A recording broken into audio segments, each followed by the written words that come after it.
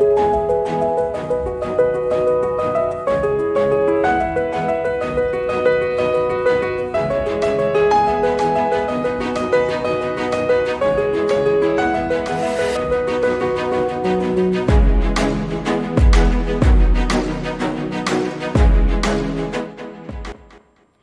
bonjour à nouveau, good afternoon to all. On est très content de vous retrouver pour ce début d'après-midi.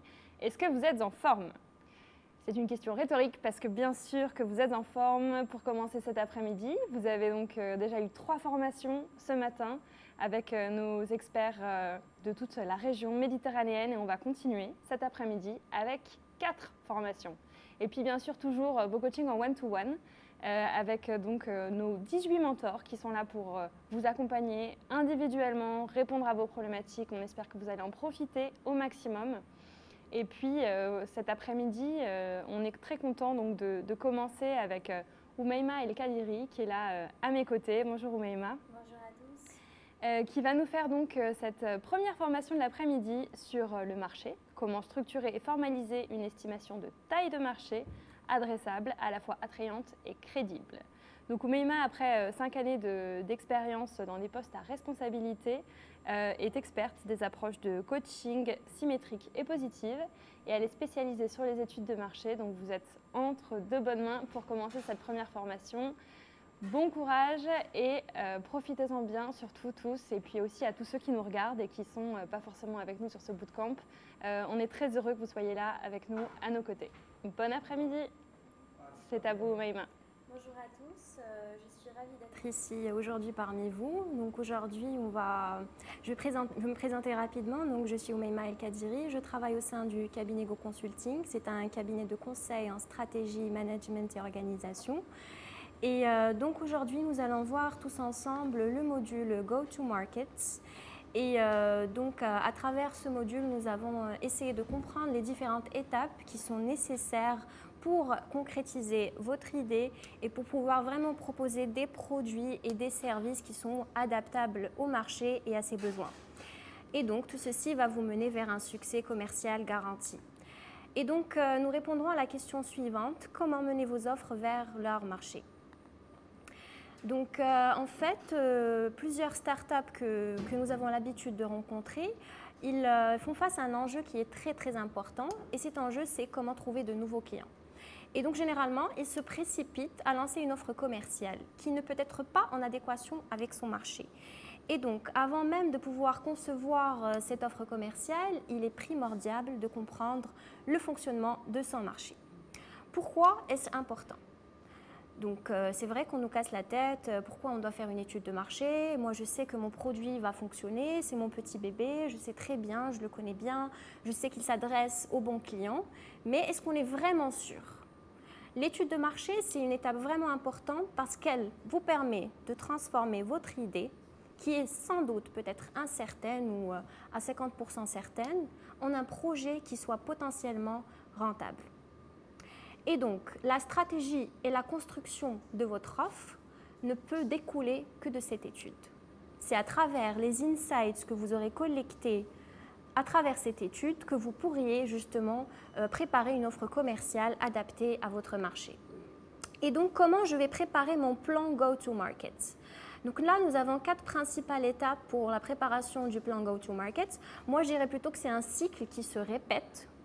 Donc la première étape, c'est bien sûr l'étude du marché. Donc on a bien expliqué que c'était une étape très très importante parce qu'elle nous permet justement de quantifier la taille du marché, de voir les estimations, d'identifier les segments, d'identifier les principaux clients. Et donc vraiment, c'est l'étape la plus importante. À travers ces insights collectés au niveau de l'étude, on va pouvoir définir notre offre commerciale ou l'ajuster parce que parfois, les entreprises ou les entrepreneurs en général ont déjà une offre en tête, ils ont déjà une idée, mais ne sont pas forcément sûrs. Donc, c'est l'étude qui va pouvoir nous confirmer si notre offre est OK. Dans ce cas-là, on peut la lancer. Sinon, on doit réajuster cette offre. Ensuite, juste après avoir ajusté l'offre, on va commencer justement le lancement de cette offre commerciale. Donc, on va commencer à vendre. Si on commence à vendre, est-ce qu'on va s'arrêter là? Bien sûr, non. il faut toujours répéter ce processus, répéter ce cycle. Il faut toujours prendre en considération les nouvelles tendances du marché et les intégrer dans notre offre, dans nos produits ou dans nos services. Donc, c'est pour ça que le plan Go-to-Market est un plan ou est un cycle qui se répète continuellement. On peut le faire tous les 2 ans, tous les 3 ans, ça dépend. Donc là, vous connaissez tous cette courbe, le cycle d'un produit. Donc en fait, c'est important de connaître un petit peu cette courbe ou de détailler un petit peu celle-ci. Pourquoi? Parce que chaque étape, elle est différente de l'autre et chaque étape nécessite une adaptation ou une stratégie différente. Donc si on commence par la première étape qui est celle de l'introduction, donc là, nous avons comme audience les innovateurs. Ce sont les premières personnes qui sont toujours en quête d'innovation. Et donc, c'est celles qui s'intéressent le plus à tout ce qui sort, tout ce qui est nouveau. Et donc, c'est l'audience première à laquelle nous ferons face. Ensuite, le marché, il est assez petit dans cette étape. Le prix, il est assez élevé, surtout s'il s'agit d'un produit d'innovation. Les ventes et la compétition ne sont pas forcément là. Ça dépend. Et le focus business doit être sur le fait de faire connaître un petit peu sa marque, son produit. Ensuite, la deuxième étape, celle de la croissance. Alors, l'audience qu'on a au niveau de la croissance, c'est les early adopters. Ce sont vraiment les premières personnes qui ont décidé d'adopter votre produit ou de le choisir ou de l'acheter. Le marché, il commence à croître. Le prix est beaucoup moins cher que la première étape de lancement. En tout cas, on est censé s'aligner un petit peu au marché au niveau des prix. Les ventes et la compétition, ils commencent quand même à apparaître. Donc là, on a une petite croissance des ventes et aussi l'apparition de nouvelles compétitions. Et le focus business ici devrait être au niveau de la croissance et uniquement la croissance. Donc pour la troisième étape, celle de la maturité. Donc l'audience ici, c'est les early majority. C'est quand même la plupart des personnes qui ont commencé à adopter votre produit ou à l'utiliser. Le marché, le prix et les sales ou les ventes ont tous augmenté durant cette période. Et la compétition est quand même modérée, donc elle est assez présente, mais toujours modérée. Et le business focus devrait être dans justement la répartition marché ou les market shares. La phase saturation, ben là on a quand même une audience qui est assez en retard. C'est ce qu'on appelle les late majorities. Le marché, il est quand même assez saturé. Les prix sont plus ou moins, on va dire, moyens. La compétition et les ventes sont quand même assez... Les ventes, ça dépend. Vraiment, ça commence à baisser. Par contre, la compétition, elle est vraiment, vraiment là. Et le business focus ici devrait être au niveau de la fidélisation des clients. Parce que malheureusement, les entrepreneurs sont toujours en quête de nouveaux clients. Or, il faut aussi penser à fidéliser ceux qu'on a déjà. Parce que c'est déjà mes clients, donc c'est plus simple de fidéliser mes clients. Et donc, la cinquième étape, c'est là où tout commence, en fait. C'est là où c'est une phase critique. Parce que c'est soit on est confronté à un deuxième cycle de croissance du produit. Justement, si on adapte notre stratégie, si on fait une étude de marché, on essaie de comprendre les nouvelles tendances, ben on va essayer d'adapter ces nouvelles tendances à notre produit, ce qui va permettre à celui-ci de vraiment croître à nouveau. Sinon, ben on sera en baisse, quitte à ce que notre produit ne soit plus du tout convenable au marché. Et donc, comment est-ce qu'on peut élaborer un plan Go-to-Market? On doit répondre à 6 principales questions. What, who, why, where, how and when. What are we selling? Qu'est-ce qu'on vend? On doit bien connaître notre produit avant de le vendre parce que parfois, on recrute des commerciaux. Certes, ils connaissent un petit peu la boîte, mais ne connaissent pas forcément toutes les spécificités de notre produit. Et donc, il faut vraiment bien connaître celui-ci. Who are we selling to it? Alors ça, on va vraiment chercher à comprendre nos clients. C'est quoi leurs besoins? C'est quoi leurs attentes? C'est quoi leur comportement? On va analyser tous les détails de nos clients pour pouvoir vraiment comprendre leur comportement. Why do our prospects need this? Pourquoi est-ce que nos prospects ou nos clients, est-ce qu'ils ont besoin de ce produit? Il faut vraiment là qu'on cherche un argumentaire pour vraiment les convaincre que notre produit répond à leurs besoins. Or, cela ne peut pas se faire si on n'a pas vraiment étudié notre marché et connu les besoins de nos prospects ou de nos clients. Donc, where can we reach them? Où est-ce qu'on peut justement trouver ces clients-là? Est-ce qu'ils ont une présence en ligne? Est-ce qu'ils vont à des événements spécifiques? Vraiment, donc on va essayer de comprendre où est-ce qu'on peut les atteindre.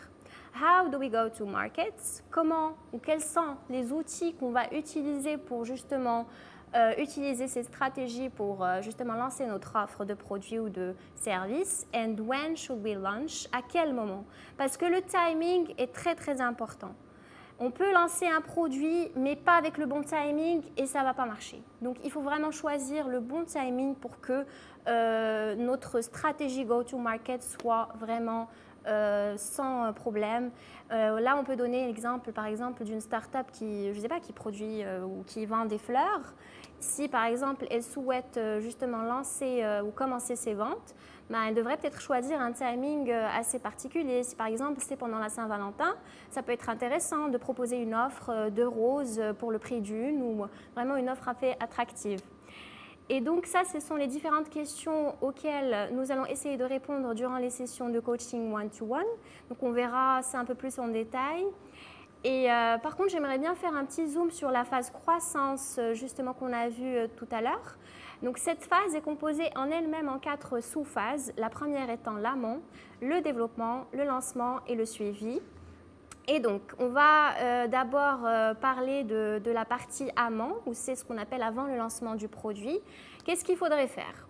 D'abord, réaliser un diagnostic environnement et un diagnostic marché. Et donc, définir notre SWOT, identifier les forces, faiblesses et surtout les opportunités et menaces. Ensuite, on va essayer de comprendre un petit peu la segmentation marché et nos cibles. On va identifier les différents segments, on va identifier nos cibles, on va essayer de comprendre un petit peu leur comportement. On va analyser la valeur de nos produits ou de notre service. On va identifier également les facteurs clés de succès, mais aussi ceux de l'échec, parce que c'est à travers les facteurs d'échec que nous pouvons identifier les erreurs à ne pas reproduire. Et enfin, on va identifier la stratégie de notre entreprise. La deuxième étape qui est celle du développement. Donc à travers cette étape, on va essayer de définir un peu plus notre ciblage. Vraiment, on va rentrer dans le détail du ciblage de nos clients pour pouvoir positionner notre offre. Est-ce qu'on sera sur du moyen gamme, sur du haut de gamme? Donc c'est vraiment à travers ce ciblage qu'on pourra positionner notre offre. On va créer une roadmap produit. Donc là, on va essayer de comprendre un petit peu ou de définir le cycle de vie de notre produit tout en définissant au niveau de chaque phase la stratégie adéquate à celle-ci. On va préparer nos actions commerciaux et nos outils. Comme ça, on est prêt à lancer notre offre. Et on va construire le plan de communication qui est aussi très, très important. Pour la phase lancement, on va définir nos stratégies de mise sur le marché. Donc, en fait, ça, c'est plutôt une sous-phase qui doit figurer au niveau de la deuxième phase du pré-lancement. Donc, on définit notre stratégie, on définit des objectifs de vente. C'est très important de définir des objectifs de vente parce que c'est à travers ces objectifs-là que vous pourriez assurer un suivi, un reporting. C'est à travers là que vous pourriez mettre en place des indicateurs de performance et de voir si vous avez pu atteindre vos objectifs et pourquoi vous n'avez pas pu les atteindre. On va justement aussi lancer le plan de communication. C'est bon, une fois défini, on lance les différents canaux en fonction du produit ou du service bien sûr qu'on va vendre. Et on va mettre en place une politique partenariale. Bien entendu, il ne faut pas travailler tout seul, il faut penser au recrutement. Vous avez besoin de commerciaux pour pouvoir vraiment assurer la vente de vos produits. Et enfin, le suivi, parce que bien entendu, tout ceci ne peut pas se faire sans suivi. On ne peut pas juste lancer notre offre commerciale et c'est bon, on se retient, on ne fait pas de suivi. Au contraire, on sait très bien que le marché évolue toujours dans le temps. D'ailleurs, la crise sanitaire l'a très bien prouvé, comme quoi il y a toujours des risques et c'est pour ça que c'est toujours important d'assurer un suivi. Comment on va faire un suivi? C'est très simple. On mise sur la veille marché et la mise à jour du SWOT. On met à jour régulièrement notre SWOT, on identifie les nouvelles tendances du marché régulièrement. On suit nos tableaux de bord, donc c'est là où les objectifs prédéfinis auparavant étaient importants. Donc c'est pour pouvoir assurer justement le reporting assez régulier et pour pouvoir suivre les tableaux de bord, identifier ce qui va pas et pourquoi. On va également organiser des retours clients. On peut lancer des questionnaires de satisfaction auprès de nos clients pour comprendre un petit peu leur degré et voir si ça va ou si ça ne va pas, si on doit ajuster un petit peu l'offre. Et on va également adapter notre gamme parce qu'une fois on aura identifié des nouvelles tendances au niveau du marché, on va pouvoir justement adapter nos produits, soit en termes de design ou en termes de goût, ou peu importe. En tout cas, c'est important de pouvoir adapter les produits en fonction des tendances identifiées. Et bien entendu, on va mettre à jour notre politique partenariale. Donc là, je vous ai également intégré un petit process go-to-market pour vraiment définir les étapes nécessaires à mettre en place. Donc d'abord, une petite réunion de kick-off qui se fait généralement 3 à 6 mois avant pour pouvoir informer et définir les grandes lignes du lancement. Et ensuite, on a des réunions qui se font en one-to-one et qui sont assez intermédiaires. Donc là, ça va être avec toutes les parties prenantes qui sont intéressées ou qui sont concernées par cette étape. Donc là, pour produire justement les contenus, les supports, pour expliquer un petit peu les présentations des produits. Donc là, c'est les réunions qu'on peut organiser. Ensuite, on a des réunions de pré-lancement qui sont généralement 2 mois avant le lancement de notre offre et qui sont plutôt orientés administratifs et techniques pour pouvoir justement s'assurer qu'on n'a rien oublié, que tout est prêt. On va faire également une réunion de bilan post-lancement.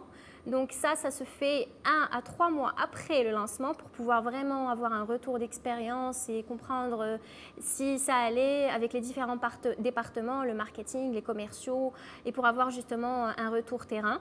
On va également assurer un suivi de lancement régulièrement, que ce soit hebdomadaire, mensuel, donc tout dépend de la criticité en fait, du département.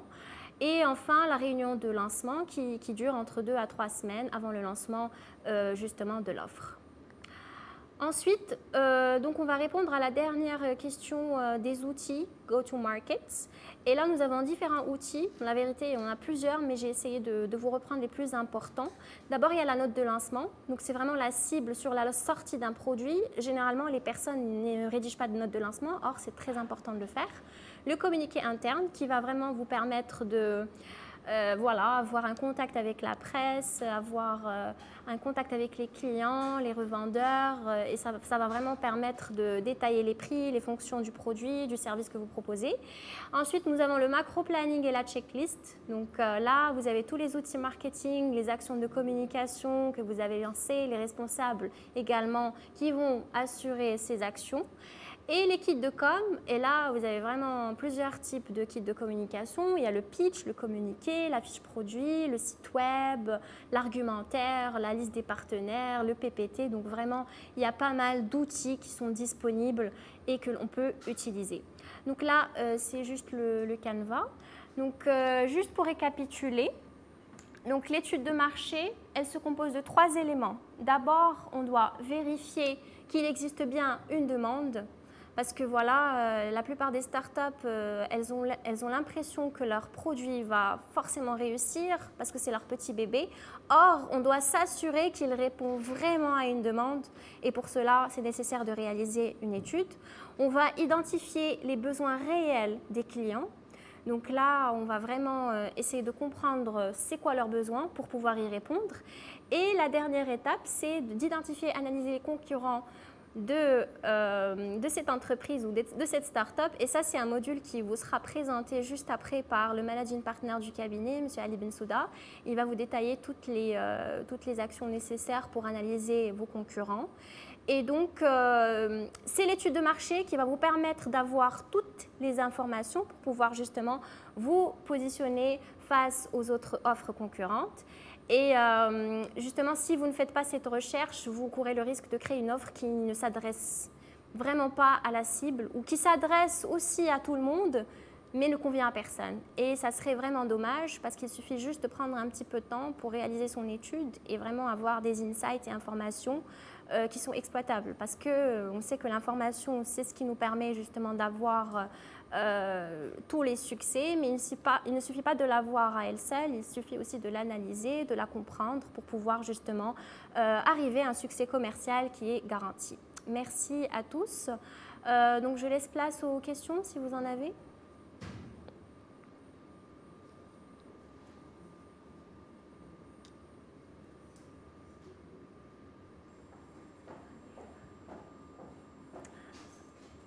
Qu'en est-il de la segmentation de la clientèle? Alors, OK, pour la segmentation de la clientèle, Ben, ça dépend en fait du produit ou du service que vous allez proposer. Donc d'abord, on identifie les principaux segments qui vont justement convenir à notre produit et on identifie sur la base de ces segments les clients qui peuvent justement être les principaux clients et c'est par la suite, en fait, vraiment ça dépend du produit ou du service que vous proposez. Vous voyez un petit peu, mais c'est important justement de délimiter et de choisir ou d'identifier tous ces segments. Comment peut-on savoir la taille de notre marché ? Alors, c'est vrai que c'est une question qui est assez compliquée parce que généralement, on ne sait pas vraiment quantifier notre marché. Mais pour cela, il y a plusieurs manières. Il y a les méthodes, on va dire, d'analyse documentaire.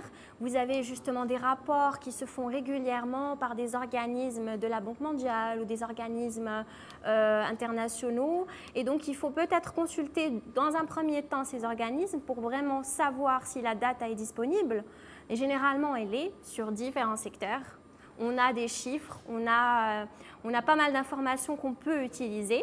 Mais dans le cas où on n'a pas cette information, on peut toujours réaliser une enquête terrain auprès d'un échantillon prédéfini.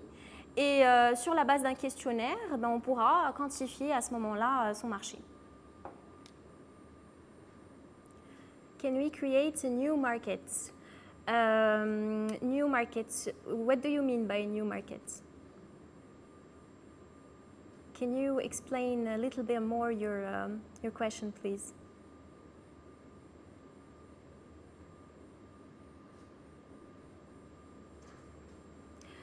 But we really can't create a new market because it's not really the approach that we talked about in the previous explanation. It's actually you come from the clients and you try to understand what their needs and you respond to their needs. So you don't create a new market, you just respond to the needs of the market. Enfin, je sais pas si, I don't know if it's what you asked or not, but this is what I understood from your question. Comment identifier la bonne stratégie pour go-to-market? Alors justement, je ne peux pas vous dire il y a une super bonne stratégie. Ça dépend du marché, du produit, des services. Mais en tout cas, si vous voulez vraiment bien réussir votre go-to-market, il faut justement suivre toutes les étapes qu'on a expliquées tout à l'heure. Donc si vous identifiez étape par étape, que vous essayez de la convenir à votre produit ou au service que vous allez proposer, vous pourriez sûrement assurer un succès commercial. Et vraiment, c'est la meilleure manière de faire les choses, mais il n'y a pas une stratégie qui fonctionne mieux qu'une autre. Ça dépend justement du contexte, ça dépend du produit, du service que vous proposez. Et également du timing, parce que c'est très important quand même.